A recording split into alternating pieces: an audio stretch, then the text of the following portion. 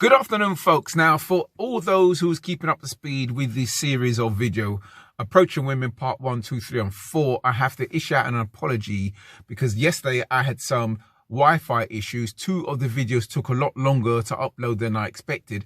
And the problem is I had to go to work, and which put me out the Wi-Fi zone. I don't have Wi-Fi in my van.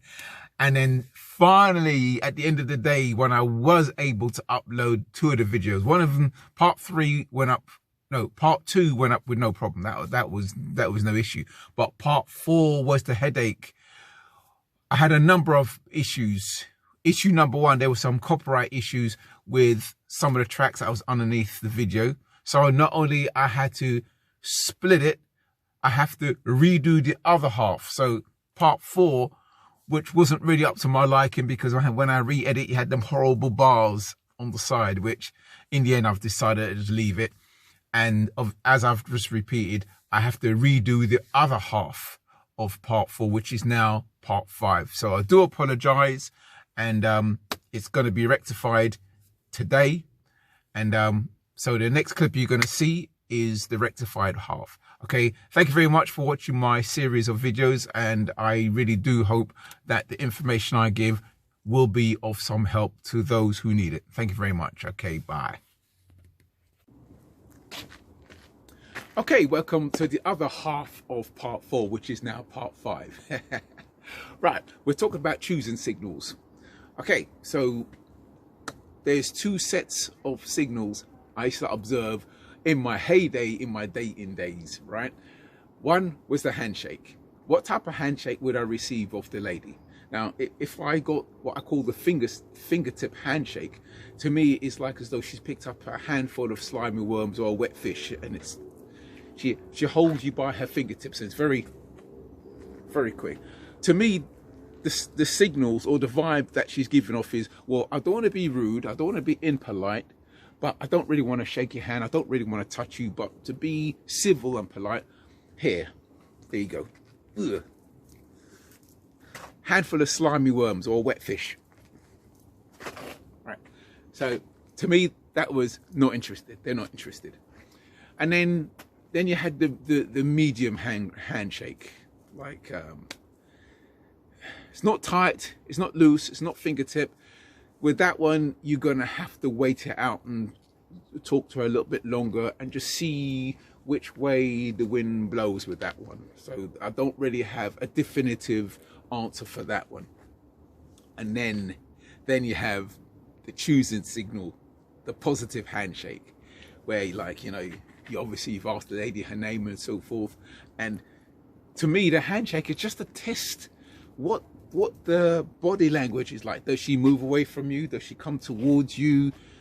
And how does she hold your hand? So 1, you get a tight grip. That's a positive sign, a tightest grip. An even more positive sign if the grip is prolonged, if she holds your hand for quite some time and you've shaken her hand, oh, it's nice meeting you, so forth. And if the handshake turns into a finger hold and you're talking and you don't even realize you're holding each other's hand, if that happens, you're in there. That's it, done deal. Game over, as in a positive sense of game over. It's it's signed, sealed, and delivered. The contract has been signed. That's it. You're in there. That's it. Done deal. Right. So that's the handshake. The next one I used to go by was the conversation, the 3 questions rule. I give them 3 questions. Doesn't matter which way you chop up the conversation, you will come across 3 questions. Name, either what they do for a living or what they do for as a hobby, and 3, where do they live? Not their home address, but what location do they live? Do they live in London? Or if you're not in London, what part of the country they live in? If you're in America, whatever, what state do they live in? Yada yada. You get a picture, right? So you will come across 1 or 3 of these questions in any given conversation. So what I used to do, I always use this was my rule. If by the time I got to the 3rd question, they haven't asked me 1 question about myself, right? At the very best case scenario, after I ask them their name, I may tell them my name, possibly. but that's very far and few between. Most of the time, I'd ask them their name, and I purposely wouldn't tell them my name. Let the conversation ride on a bit, and ask them what I do as a hobby or what I do for a living. They tell me, I still wouldn't tell them what I do. And then I get to, you know, where do they live or what area they live in. And again, I still wouldn't tell them. If by the time I get to the third question, I've had no receiving questions, no questions asked about me, then to me, it's game over. It's done. She's not interested. Now, the mistake I used to make in that scenario, I used to burn my bridges behind me. Maybe it was my ego. So I used to say, well, it's nice meeting you. Have a nice night. And I just walk off. Now, the problem with that, doing that, is one, it shows a bit of on your side, it shows that you're a bit in your feelings, and that's kind of not good. As it shows a kind of bit of weakness on your side, and then that may work against you, because you never know. Sometimes women change their mind. They see, especially if you've caught them off guard on a cold approach, for argument's sake. And if you've just shut the door behind you and you've put full stop, nice meeting you, have a nice night, bam, I don't want to talk to you ever again. The woman may have thought to herself, you know what, that guy wasn't that. Well, sometimes women take a little bit longer. Let's say you're in a nightclub situation or a party, and then half hour later she sees you on the dance floor or by the bar. She may think, well, yeah, actually, on second thoughts, I'll talk to this guy a bit longer. But because you said, have a nice night, nice meeting you, bam, you've closed the door. So when I used to get that no interested, I would leave the door open and say, okay, well, it was nice speaking to you. I'm going to be over there, talk to my friends and so forth, because, you know, you obviously, I've just come up to you and interrupt you. So, I don't want to take up your whole night. But anyway, hopefully we'll talk later.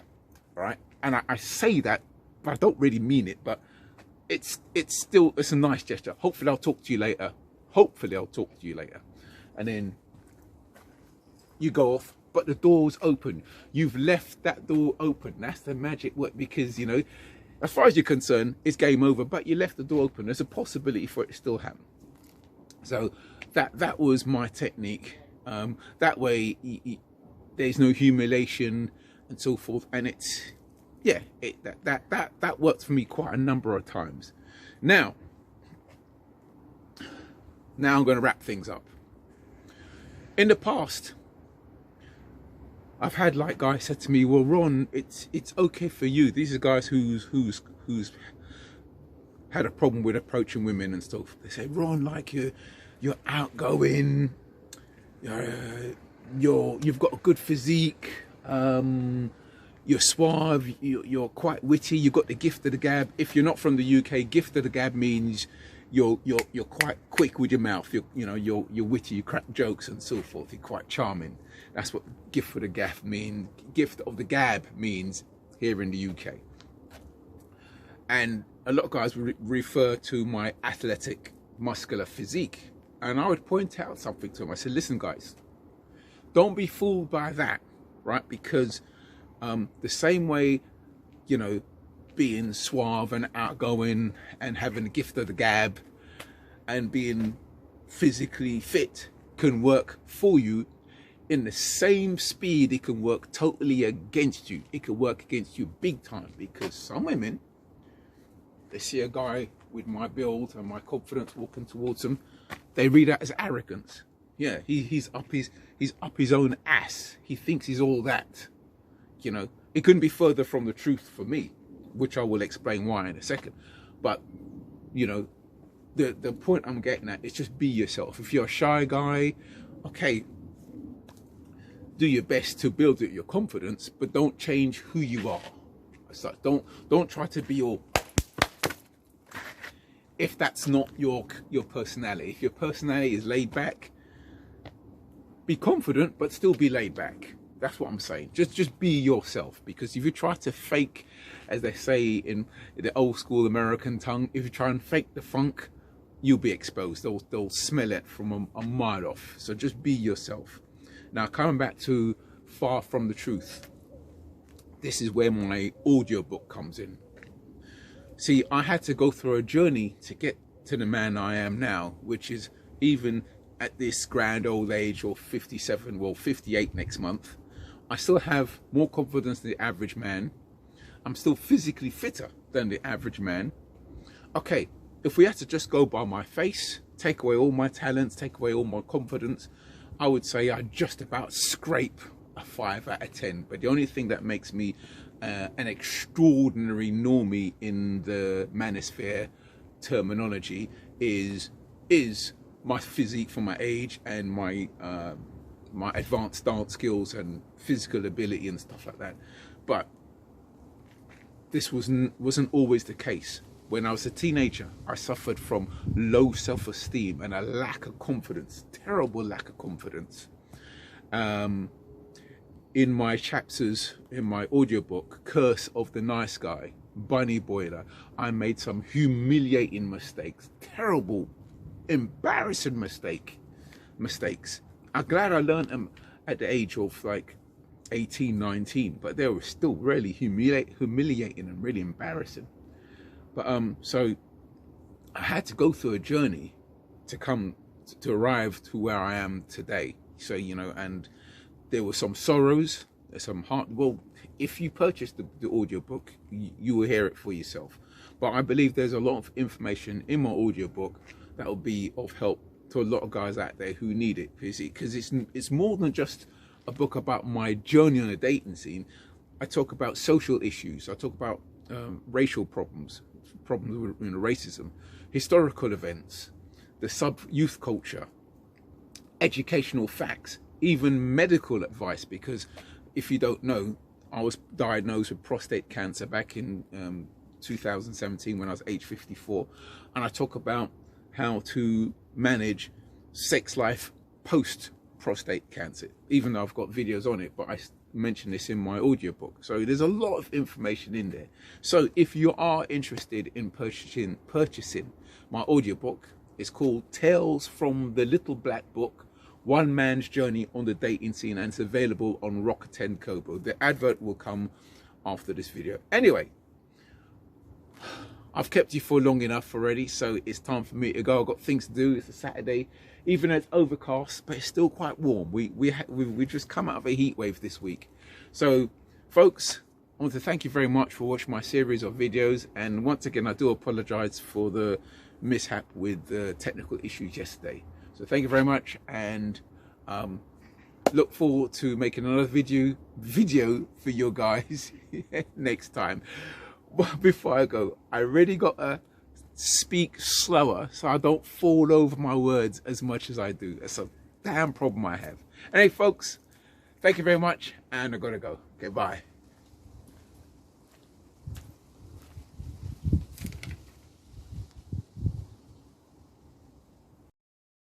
If you saw me walking towards you down the street, I would be just like any other ordinary man. But my journey on the dating scene has been anything but ordinary. Apart from the usual joy and sorrow, my journey travels through the adult entertainment world, along with educational facts and historical events. If you're a young man starting out, my journey may have some insights for the road ahead. As they say, forewarned is forearmed. And for the female listeners, my journey will give you insight into the mind of a working class man of color. And for the experienced men of the world, there will be so much you can relate to. It will be pure entertainment from start to finish. Tales from the Little Black Book, One Man's Journey on the Dating Scene.